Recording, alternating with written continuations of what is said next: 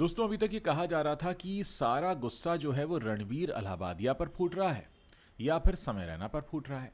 लेकिन इसी शो में जज बनकर गई अपूर्वा मखीजा के बारे में कोई कुछ कह नहीं रहा है, जबकि उन्होंने महिलाओं के प्राइवेट पार्ट के बारे में एक बहुत ही भद्दा और गंदा कमेंट किया था। लेकिन अब अपूर्वा मखीजा पर भी मुसीबत टूट पड़ी है। अब अपूर्वा मखीजा को भी बाहर का रास्ता दिखा दिया गया है। असल में आप जानते ही हैं कि इस बार आईफा अवार्ड्स का 25वां साल है और इस मौके पर राजस्थान की राजधानी जयपुर में एक बहुत बड़ा इवेंट हो रहा है। इसी बहुत बड़े इवेंट को प्रमोट करने के लिए 20 फरवरी के दिन अपूर्वा मखीजा को बुलाया गया था लेक सिटी उदयपुर, और यहाँ पर उन्हें कुछ वीडियोस शूट करने थे। लेकिन अब आईफा के आयोजकों ने अपूर्वा मखीजा को आने से मना कर दिया है। उन्हें कह दिया है कि हम आपको अब इस आयोजन का हिस्सा नहीं बनाएंगे, क्योंकि वहाँ पर जो स्थानीय लोग हैं उनका भी गुस्सा फूटा हुआ है। स्थानीय लोगों का तो यहाँ तक कहना है कि अगर ये अपूर्वा मखीजा हमारे शहर में कदम रखती हैं तो हम एयरपोर्ट पर ही विरोध प्रदर्शन करेंगे। जाहिर है ऐसे में आईफा का आयोजन अपने लिए कोई मुसीबत मोल लेना नहीं चाहेगा।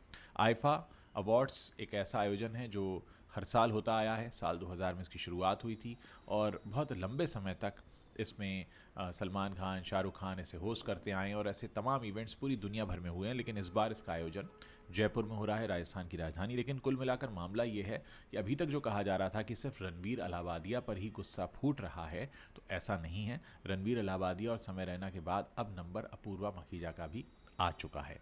हालांकि अपूर्वा मखीजा ने जो बात कही वो एक महिला होने के नाते, जाहिर है ऐसी लाइन ना तो किसी पुरुष को कहनी चाहिए ना ही महिला को। लेकिन सबसे बड़ी बात यह है कि वो खुद एक महिला हैं और उसके बाद वो महिलाओं के बारे में जिस तरीके से गंदी ज़बान में बहुत कुछ कह रही थी, उससे बहुत से लोगों की भवें चढ़ गईं और हर कोई ये सोचने लगा कि आखिर इस तरह की सेंटेंस बोलने की ज़रूरत क्या थी।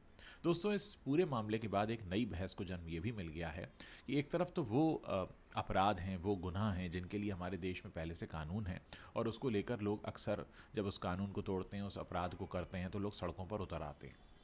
लेकिन हमारे ही देश में ऐसे बहुत से अपराध हैं जो लगातार हो रहे हैं और उनके लिए कोई कानून नहीं है। मैं बात कर रहा हूं पुरुषों के साथ होने वाले अपराध के बारे में। जी हाँ, हमारे देश में लंबे समय से पुरुष आयोग बनाए जाने की मांग हो रही है। हमारे देश में बहुत से ऐसे पति हैं जो प्रताड़ित किए जा रहे हैं। मैं आपका ध्यान ले जाना चाहूँगा अतुल सुभाष वाले मुद्दे पर। तो लोगों का कहना है कि जिस तरह से संसदीय कार्य समिति बना दी गई रणवीर अलाहाबादिया के लिए, अब उनसे पूछताछ होगी, महिला आयोग पूछताछ करेगा, मानवाधिकार आयोग पूछताछ करेगा। तो अतुल सुभाष वाले मामले पर यह सब क्यों नहीं हुआ? जबकि अतुल सुभाष वाले मामले में एक सबसे बड़ी कमी यह है कि हमारे देश में पुरुषों के लिए वो कानून ही नहीं है जहां पर वो जाकर अपना दुखड़ा रो सकते हैं। तो इस पूरे मसले पर आप अपनी क्या राय रखते हैं? एक तरफ अपूर्वा मखीजा का खुद एक लड़की होकर, एक महिला होकर महिलाओं के प्राइवेट पार्ट के बारे में गंदी बात कहना, और दूसरा ऐसे मुद्दों पर हमारे देश के सरकार का, हमारे देश के लोगों का खामोश रहना जहाँ पर कानून बनाए जाने की ज़रूरत है। जिस वक्त आप ये वीडियो देख रहे हैं, हो सकता है अतुल सुभाष की तरह ही किसी घर में कोई पति प्रताड़ित हो रहा हो या इस तरह का कदम उठाने जा रहा हो, सिर्फ इसलिए क्योंकि पुरुषों के लिए हमारे देश में कानून नहीं है। मैं आप लोगों से इस पूरे मसले पर आपकी राय जानना चाहता हूं और इंतज़ार कर रहा हूं आपके कमेंट्स पढ़ने का।